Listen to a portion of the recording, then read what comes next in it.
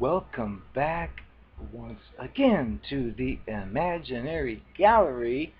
This is your bonus video for the Cognitive Distortions series, which I've thought might be expanded beyond just the 10 cognitive distortions, but that remains to be seen. However, I mentioned at the very beginning of the series that I couldn't help but notice, like with my dealings with cluster B personalities, why this yellow book just kept coming to mind. Because the yellow book is about combating your own depression.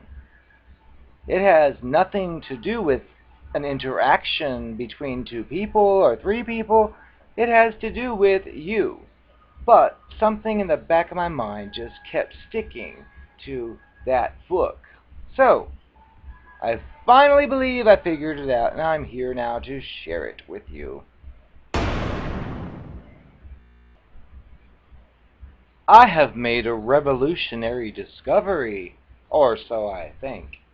But actually, I believe it may be true, because, as I said 1,000 times, the purpose of this particular book is to come in touch with your own erroneous ways of thinking. However, I have noticed when I was reading through these 10 cognitive distortions that it seems that when you're dealing with the cluster B, they don't know any of this. And they actually actively use these cognitive distortions as fact. And I'm going to go through a few just to explain this, because it probably makes no sense to you at this moment, but it will. The next one I've noticed on the list is something I've mentioned more than once before, which is the emotional reasoning.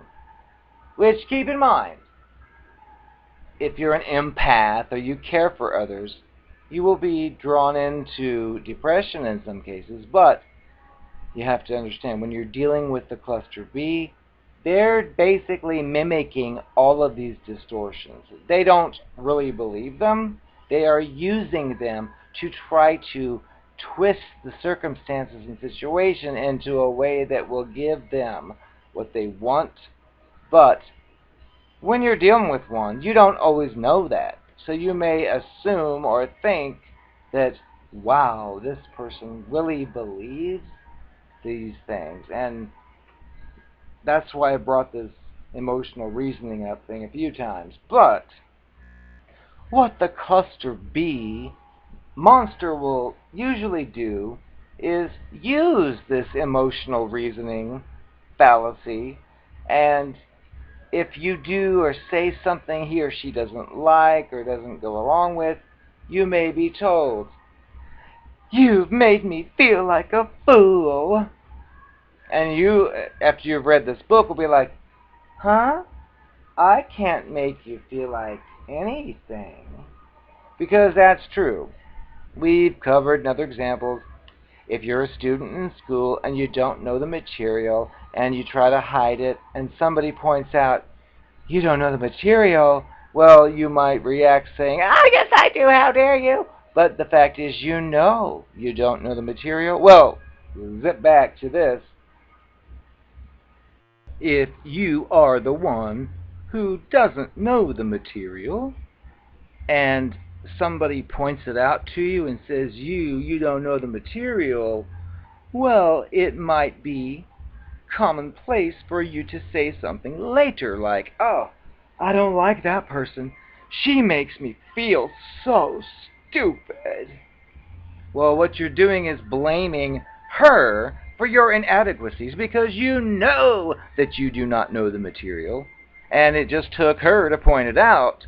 But because many times we want to blame an external source, we may fall into the trap of blaming her for our feelings of foolishness, and that is misplaced. I have come across a few situations where I had said this or said that, and the other person, who of course always turned out to be a cluster B because that's all I ever deal with, but they came back with some of these emotional reasoning words. And I've covered these before, but I'll reiterate because you didn't see the other one.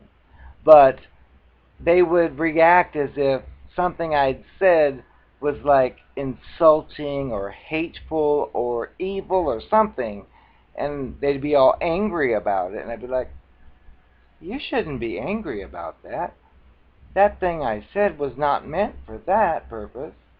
What I was saying was, and I'll explain it like in detail, but the cluster B monster would be like, don't you tell me that my feelings don't matter. And my thoughts are, well, you think I said something to you to make you upset. Now you're upset. Then you're coming back to me and I'm telling you, that wasn't meant to make you upset. And you are still basically demanding that you are going to be upset, even if I tell you the intent was not to make you upset.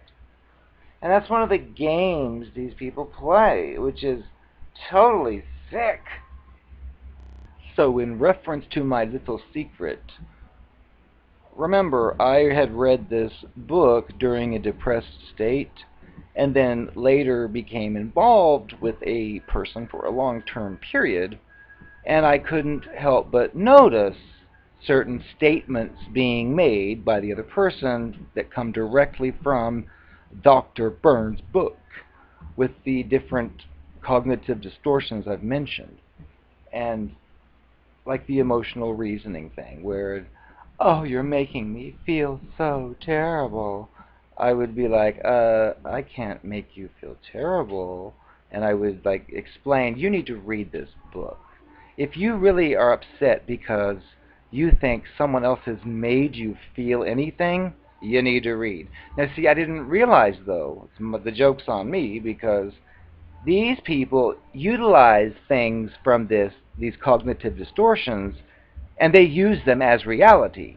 It's like the world of psychology has like surpassed them, passed them by, and they're still stuck there using those old thought patterns and passing them off as genuine in order to further their retarded agenda, whatever it may be.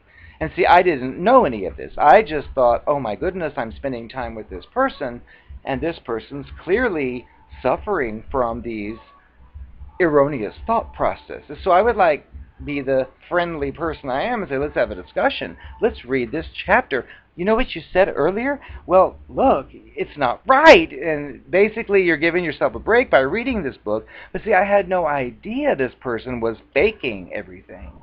So here I was going down a completely different track to try to resolve a problem that I thought existed. And here's the other person simply parroting off lines that they picked up elsewhere, and then being told those lines don't work anymore.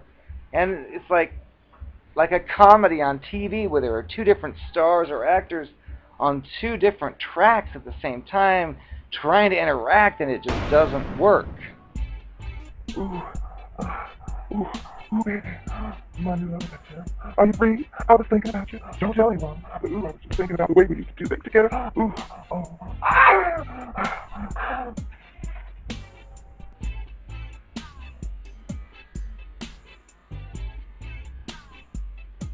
Welcome back. I am the narcopath.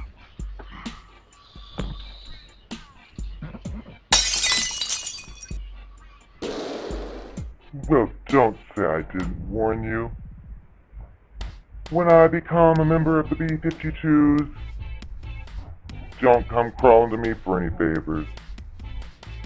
Do you hear me? Do you care? I told you I ain't gonna shapeshift.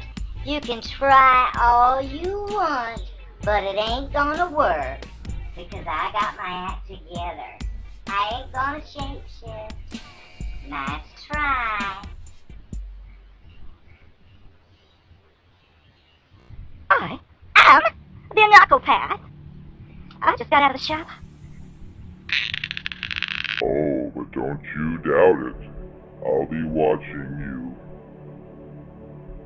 You better watch your back.